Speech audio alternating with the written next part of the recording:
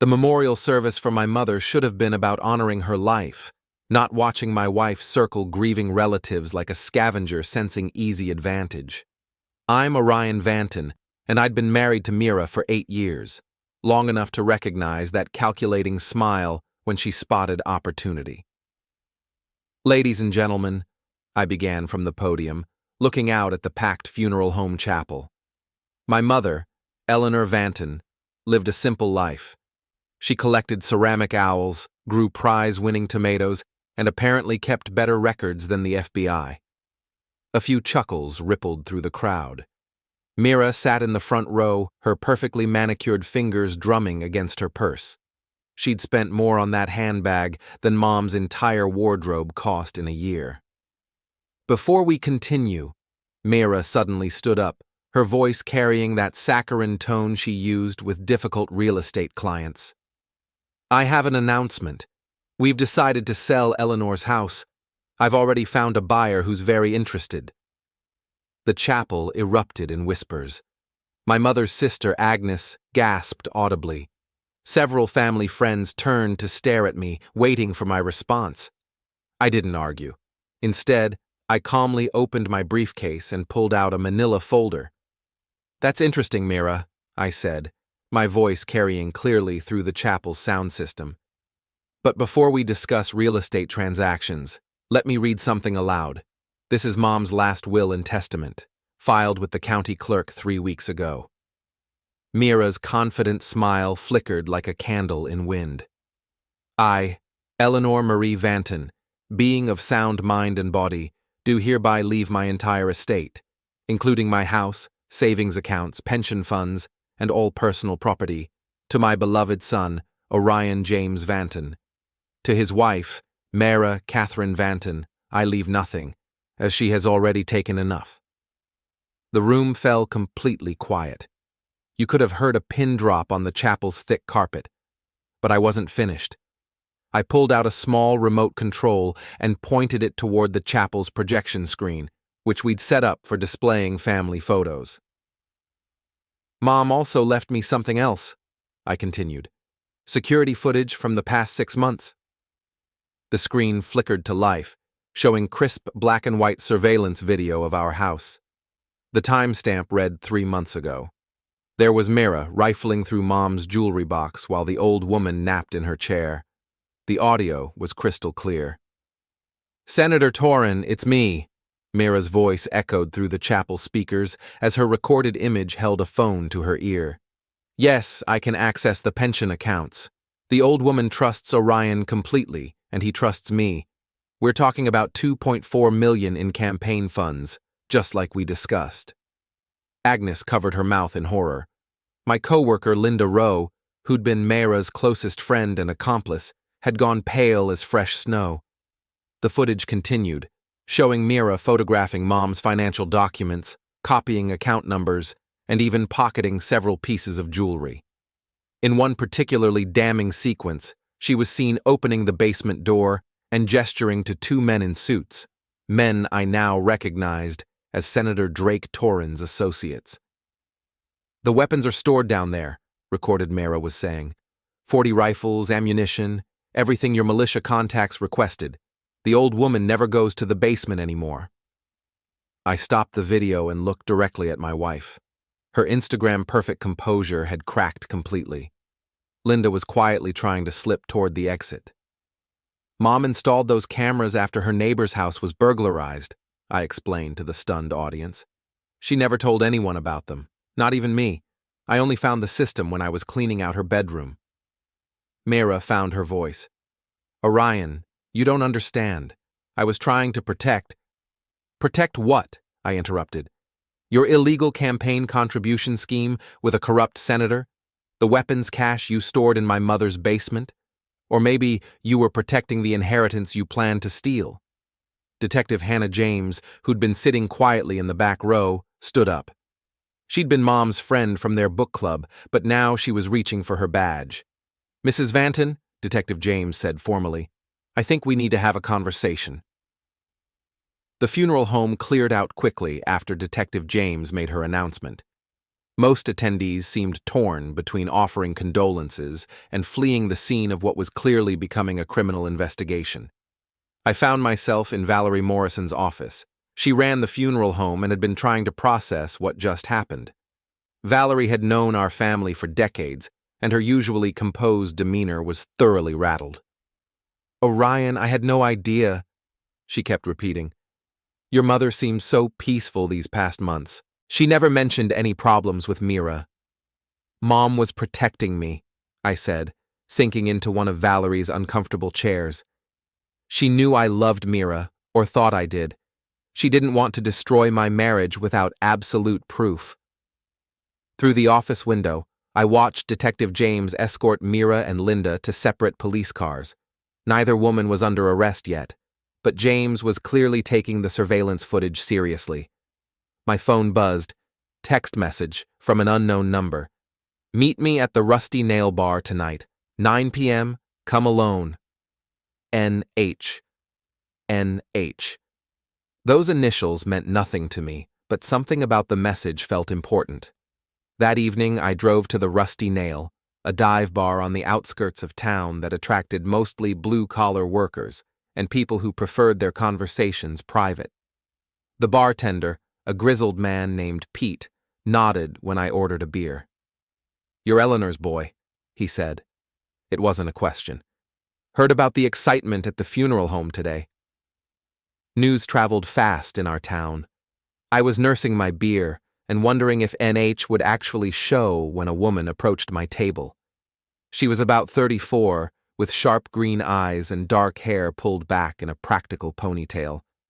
"Orion, I'm Nessa Halvor." She extended her hand. "We need to talk."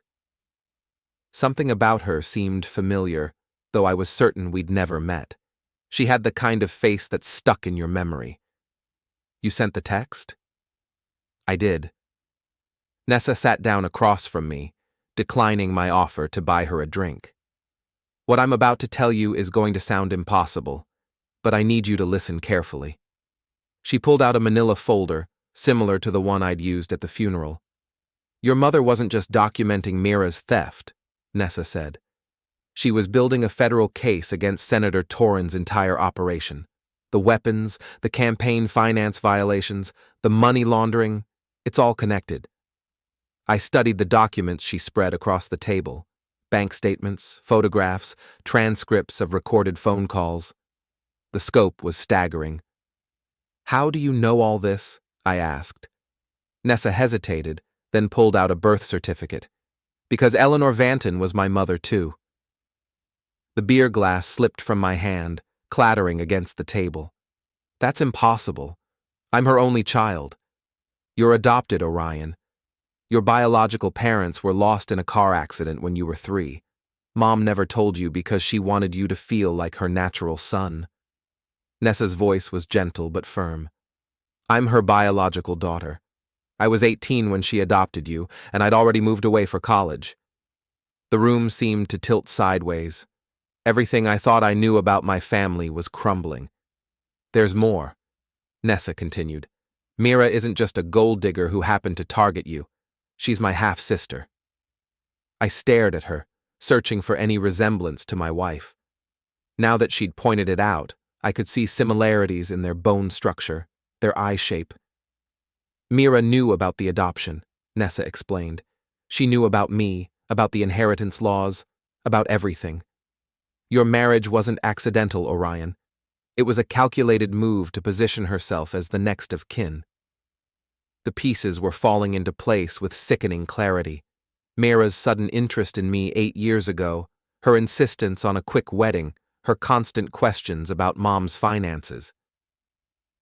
"Why are you telling me this now?" I asked. "Because Mom asked me to. She contacted me 6 months ago when she realized what Meira was planning. We've been working together to document everything." Nessa pulled out a small recording device. "She wanted you to hear this." My mother's voice filled the space between us, tinny but unmistakable. "Orion, if you're hearing this, then Nessa has told you the truth about your adoption and about Meira. I'm sorry I kept these secrets, but I was trying to protect you.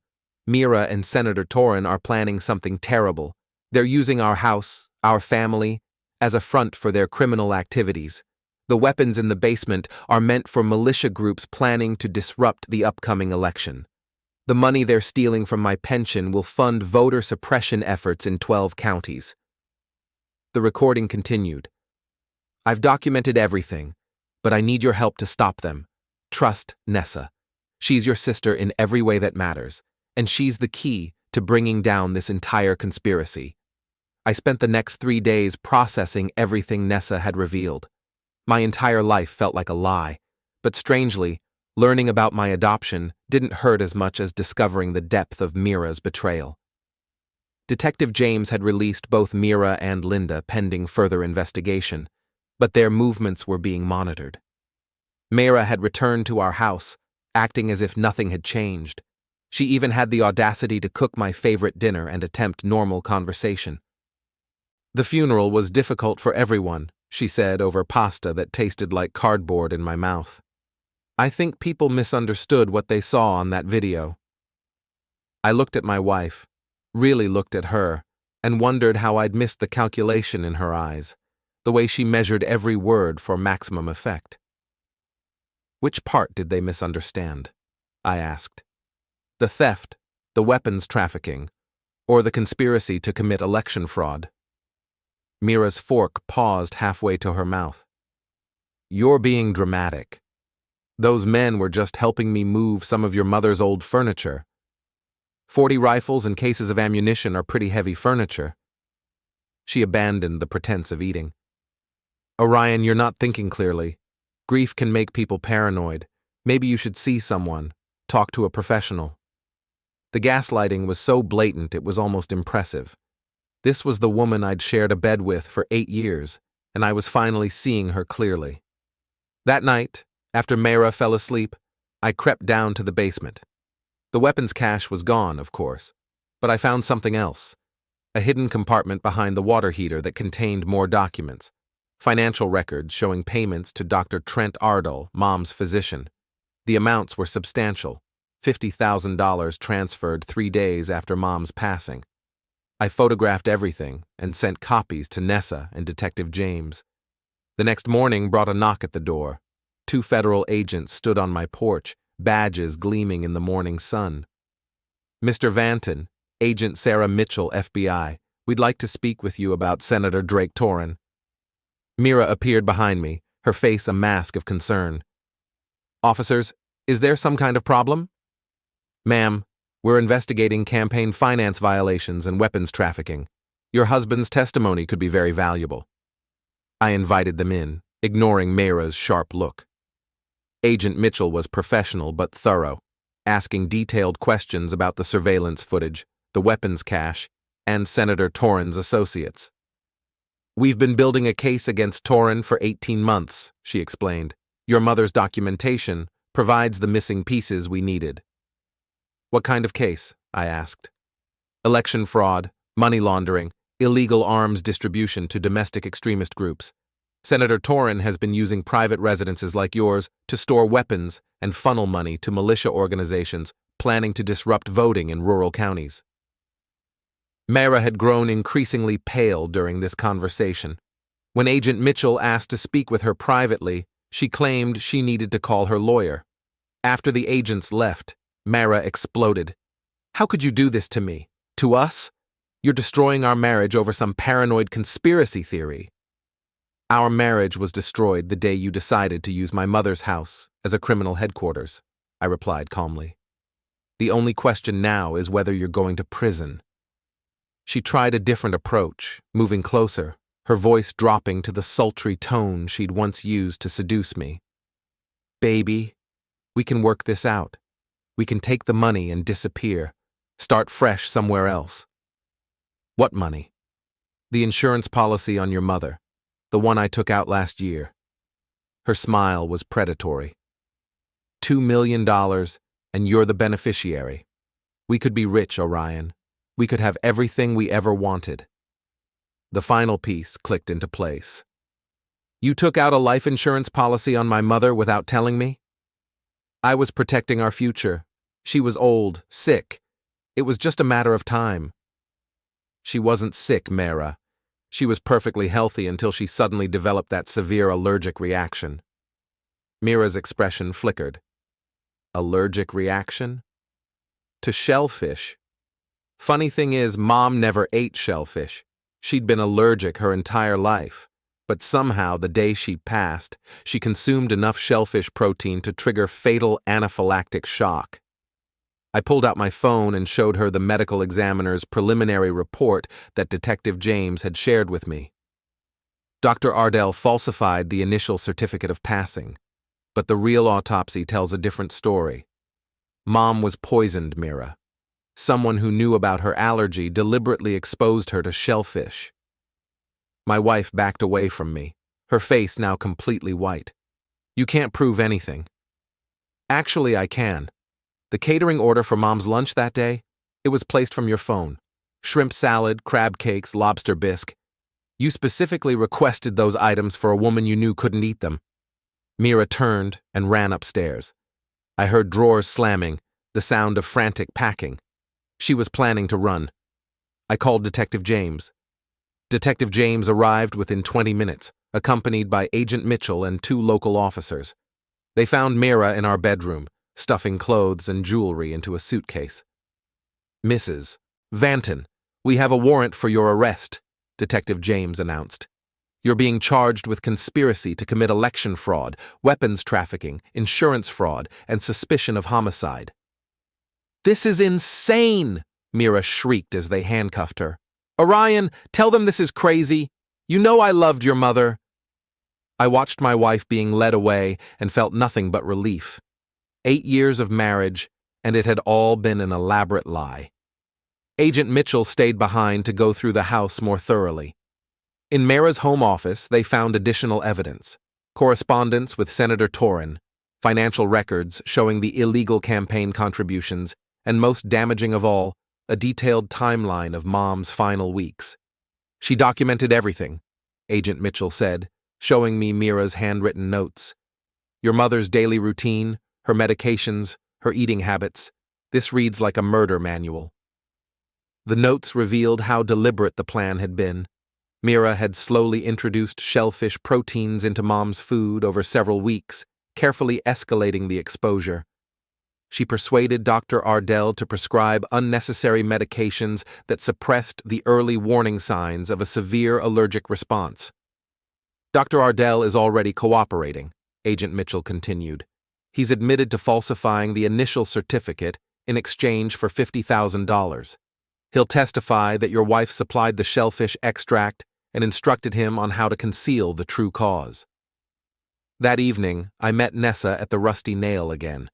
The bar felt different now, less like a refuge and more like a command center for planning our next moves. The FBI raided Senator Torrin's offices this afternoon, she reported. They found everything: the militia contacts, the voter suppression plans, the money laundering operation. Torrin's finished. What about Linda? I asked. Linda Rowe had been Meira's closest friend and clearly her accomplice in many of the schemes. She's trying to negotiate a plea deal. Apparently, she has information about other politicians involved in the conspiracy. I studied my newly discovered sister. How long have you known? About Meira being your half-sister, I mean. Nessa sighed.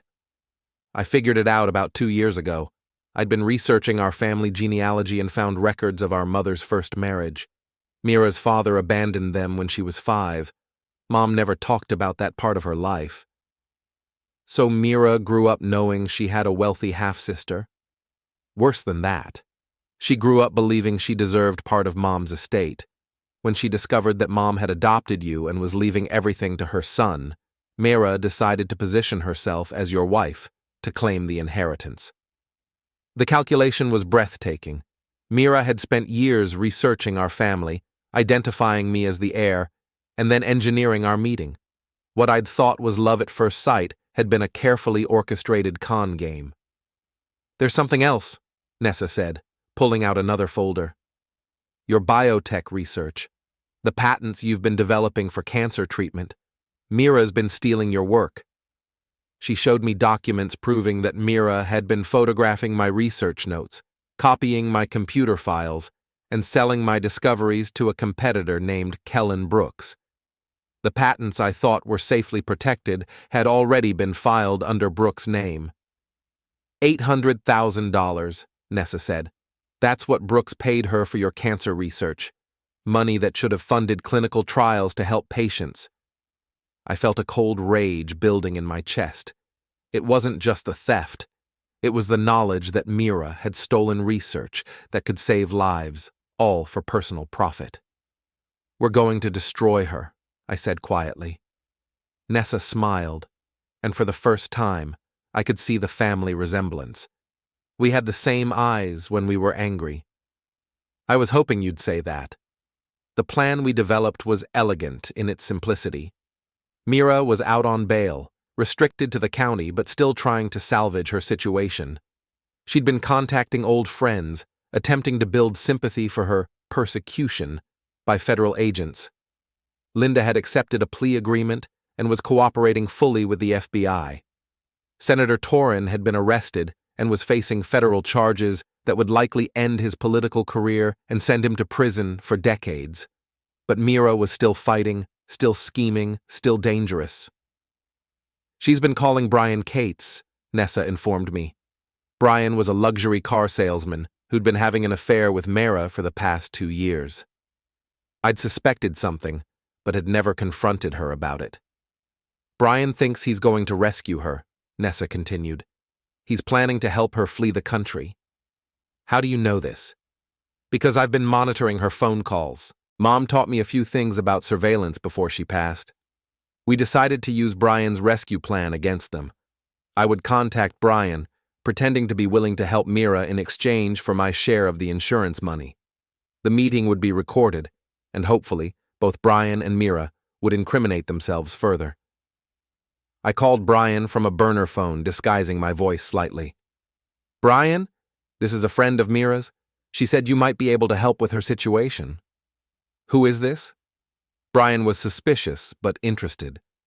Someone who has access to documents that could clear her name. But I want compensation. The insurance money from the old woman's policy.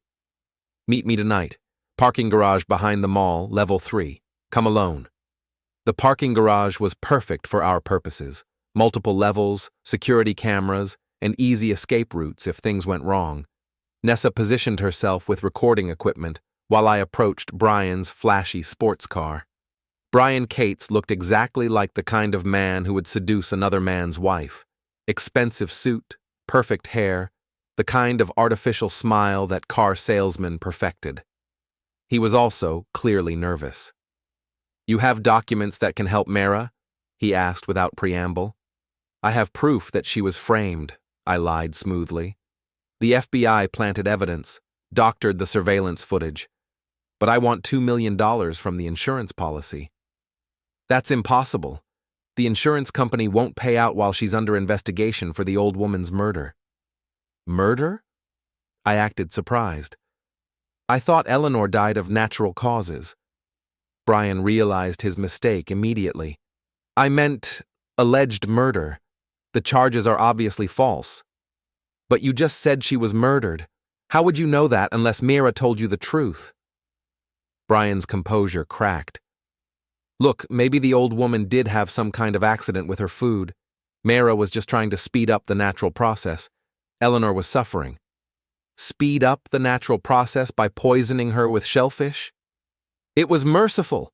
The old bat was going to linger for years, draining the estate with medical bills. Meira did everyone a favor. I had him. The confession was clear and unambiguous, but Brian wasn't finished. Besides, Meira deserved that inheritance. She's Eleanor's real daughter, not some adopted kid who showed up when he was 3 years old. So you knew about the adoption? Of course I knew. Meira's been planning this for years. She researched the whole family, found out about the adoption, identified you as the mark. Marrying you was just business. The recording device in my pocket was capturing everything. Brian was too arrogant and too nervous to realize he was confessing to conspiracy charges. Where is Meira now? I asked. Safe house outside the county. We're leaving tomorrow night, driving to Mexico. She's got new identity documents, cash, everything we need to disappear. What about me? I helped you, remember? Brian laughed. You're an idiot if you think we're taking you with us. Meira's done with you, pal. She got what she needed from the marriage. That's when Detective James and Agent Mitchell emerged from behind nearby cars, badges visible, weapons drawn. Brian Cates, you're under arrest for conspiracy to commit murder, accessory to fraud, and aiding a fugitive. Brian's face went through several color changes as he realized he'd been set up. You can't use that recording. It's entrapment. Actually, Agent Mitchell said as she handcuffed him, Mr. Vanton is a private citizen, not a law enforcement officer. His recording is perfectly admissible. They also arrested Brian for violating his probation. Apparently, he'd been in legal trouble before for insurance fraud. His expensive car was impounded, his assets frozen. More importantly, Brian's confession gave us Meira's location. The safe house was a rundown motel on the edge of the county, the kind of place that rented rooms by the hour and didn't ask questions about identification. Federal agents surrounded the building while Detective James and I approached Meira's room. She answered the door in a bathrobe, her hair unwashed, her perfect makeup smeared. The Instagram-ready real estate agent had been replaced by a desperate fugitive. Hello, Meira, I said calmly. Orion? She looked past me, saw the police cars, the federal agents. What's happening? Brian's been arrested. He told us everything about your escape plan, about Mexico, about the new identity documents. Meira's shoulders sagged. The fight seemed to go out of her all at once. I suppose you think you've won, she said bitterly. I think justice is being served. Justice? She laughed, but there was no humor in it. You want to know about justice? I grew up in foster care while your precious Eleanor lived in comfort. I'm her biological daughter, and she threw me away like garbage. That's not what happened, and you know it. She chose you over me, Meira screamed. Some random kid whose parents were lost in a car accident. She gave you everything that should have been mine. Detective James stepped forward with handcuffs, but I held up a hand, asking for one more moment. Mom didn't abandon you, Meira. Your father took you away from her when you were 5. She spent years trying to find you, but he'd hidden you in the foster system. By the time she located you, you were 18 and had aged out of care. That's a lie. Nessa has the court records. Mom tried to get custody, but your father had poisoned you against her. She never stopped loving you, never stopped hoping you'd come back. For a moment, something flickered in Meira's eyes. Doubt, maybe even regret. Then it was gone, replaced by cold hatred. It doesn't matter now. She's gone, you're broke, and I'll be out of prison in a few years with a new identity and a fresh start. Actually, Agent Mitchell interjected, you're facing federal charges for conspiracy, murder, election fraud, and weapons trafficking. You're looking at life without parole. Meira's face went white. Life? That's impossible. I didn't cause anyone's passing directly. Conspiracy to commit murder carries the same penalty as murder itself, and the election fraud charges are domestic terrorism. The federal prosecutor is seeking the maximum sentence. As they led Meira away in handcuffs, she turned back to me one last time. You'll never be happy without me, Orion. You're nothing without me. I watched the police car drive away and felt a weight lifting from my shoulders that I hadn't even realized was there. Later that evening, Nessa and I sat in Mom's kitchen, my kitchen now, going through the last of the legal documents. The insurance company had voided Meira's policy due to fraud, but Mom's legitimate life insurance and estate were worth more than enough to secure my future. What will you do now? Nessa asked. Continue my cancer research, fund clinical trials, try to help people instead of hurting them. Mom would be proud. What about you? Will you stay in town? Nessa smiled. I think I'd like to get to know my brother better. We have a lot of years to make up for. 6 months later, I was back at the Rusty Nail, raising a glass in memory of Eleanor Vanton. Pete, the bartender, had declared it an annual tradition, one night each year to remember the woman who'd brought down a corrupt senator and saved 12 counties from election fraud. To Mom, I said to the assembled crowd of family, friends, and federal agents who'd become friends. She taught us that the truth always comes out, even if it takes surveillance cameras and a very patient daughter to make it happen. Detective James raised her glass. To Eleanor, the best amateur investigator I ever worked with. Agent Mitchell nodded. To a woman who proved that ordinary citizens can make an extraordinary difference. Nessa, sitting beside me, added quietly. To a mother who protected her children even after she was gone. The toast echoed through the bar, and I felt something I hadn't experienced in years. Peace. Meira was serving life without parole. Senator Torin had been convicted on all charges. Dr. Ardell had lost his medical license and received 10 years for his role in the conspiracy. Brian Cates was serving 15 years for his part in the murder plot. My cancer research had received full patent protection, and the first clinical trials were showing promising results. The insurance money Mom had left me was funding a research foundation in her name. Most importantly, I had a sister, a real family member who cared about me for who I was, not what I could provide. As the evening wound down and people began heading home, I stepped outside the Rusty Nail and looked up at the stars. Somewhere out there, Mom was probably laughing at how perfectly her plan had worked. She'd always been 3 steps ahead of everyone else. Even in passing, she'd managed to protect her son, expose the criminals, and reunite her children. Not bad for a woman who collected ceramic owls and grew prize-winning tomatoes. I raised my glass one final time, speaking to the night sky. Thanks, Mom, for everything. The stars seemed to twinkle a little brighter, and I headed home to the house that was finally, truly mine.